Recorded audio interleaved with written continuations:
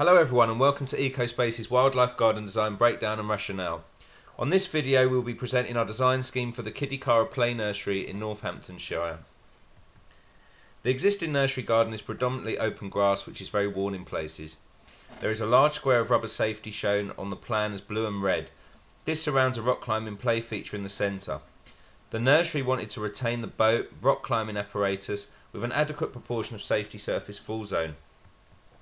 The main strategy going forward was to create a circulative route around the garden linking together various habitat types and new natural play features. It was my intention to keep the form of the design as organic in shape as possible. This new circulation route is displayed here as a new pathway laid with Cedex Silver free binding gravel. The red safety surface was cut to accommodate sufficient safety fall zone for the height of the play feature, while the blue areas were shaped to give the feel of water. Appropriately, the boat will be situated next to the water, and even more appropriately within a large sandpit area. I decided to incorporate a pond in the lowest, wettest part of the site, and some extensive mown lawn areas.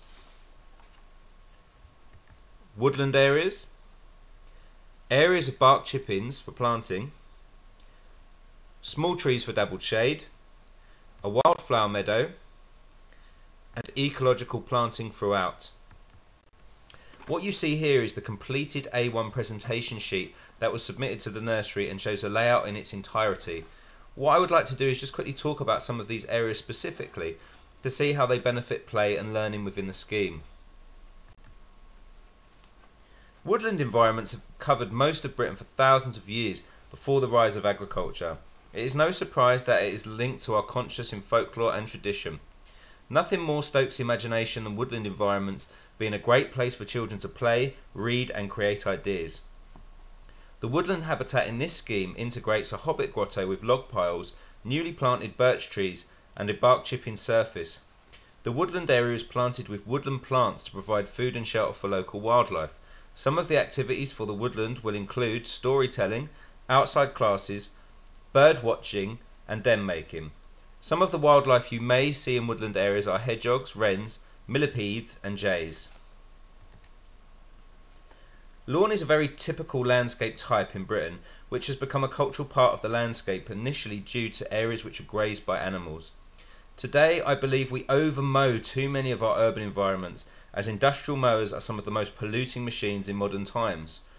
Grass is a good multifunctional surface, especially in summer, so a large lawn in the sunny part of the nursery has been created. The planting in any school or nursery environment has to withstand the pressures and strains put on it. The planting palette I use is a combination of native plants found naturally in Britain, or plants which provide food and shelter for wildlife. I usually refer to this as ecological planting. Buddleia is a good example, native to Southeast Asia. It produces plentiful nectar for butterflies during the summer months and can establish very quickly. The main reason I use free binding gravels on wildlife schemes is it is more environmentally friendly than tarmac or concrete. The gravels are permeable, allowing rainwater to seep into the ground naturally. Free binding gravel also has the benefit of warming up very quickly in sunlight, which enhances its habitat value. Insects such as the zebra spider and peacock butterfly use these surfaces to sunbathe, especially in springtime. Rubber wet pour surfacing is a very versatile play surface, but for the most part I think it is abused, being applied to large areas creating a bland environment. These surfaces are best in small doses, using striking colours to create contrast and excitement integrated through other landscape areas. Wildflower meadow is one of the most scenic landscape types, providing a whole range of colours and tones to the environment.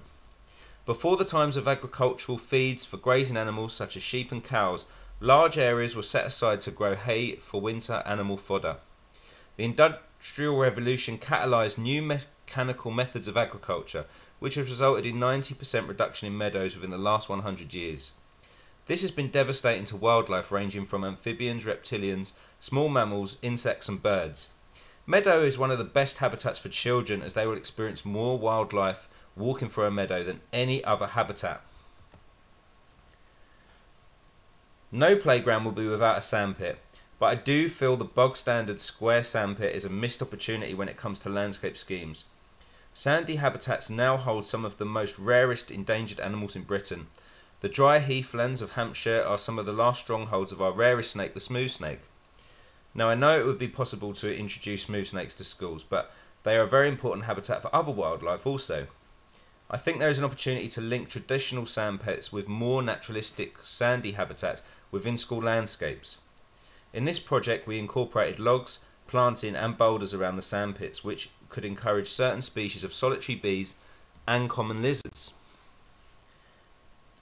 No wildlife garden would be without a wildlife pond.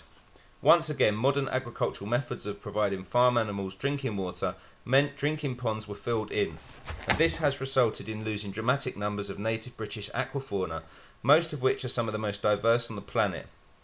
With ponds there is always an element of safety, especially with children. The image at the top right of this slide most accurately displays how I incorporate wetland habitat into school projects. The idea is to create a secret area to view with a locked gate for only supervised access to the water itself. Today, in the modern world of modern media and flashing images, I think it is becoming harder for children to concentrate on one concept at a time. Modern media seems to have replaced traditional activities such as reading, which evoke more thought and imagination.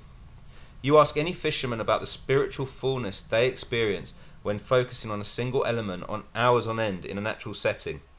I feel wildlife hides and viewing portals focused on ponds and wildlife habitat is a great way to develop children's patience and concentration levels.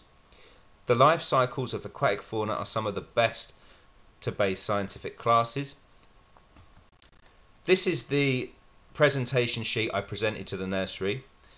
If you would like any more information, please contact us. All you have to do is go to our website www.eco-spaces.co.uk or our Weebly Wildlife Gardens for Schools site. If you Google one of the two, you'll find us, and I will put links below the video. So if you enjoyed the video, please subscribe and share, and don't forget to like. Thanks very much.